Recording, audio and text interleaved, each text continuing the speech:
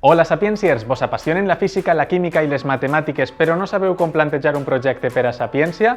Doncs vos dono una idea, el mesurament de les propietats físiques i químiques dels bioplàstics. Hem plenat el món de plàstic.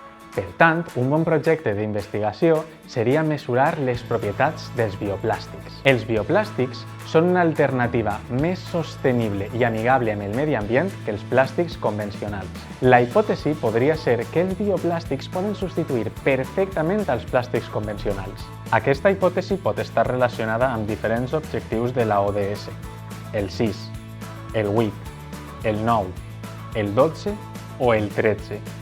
Tot depèn de l'enfoc que li doneu al treball.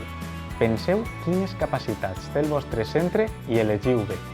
Per això necessiteu fer una bona recerca bibliogràfica sobre els bioplàstics existents.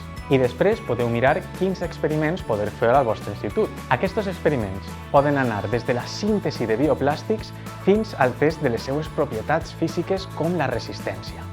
Les conclusions s'extrauran al mesurar les propietats físiques i químiques dels bioplàstics i comparar-les amb els dels plàstics convencionals. A més, també es pot destacar la necessitat de continuar investigant i trobar noves possibilitats als bioplàstics. D'aquesta idea vos podeu inspirar per fer diferents projectes, encara que a física, química i matemàtiques les possibilitats són pràcticament infinites. Molt d'ànim!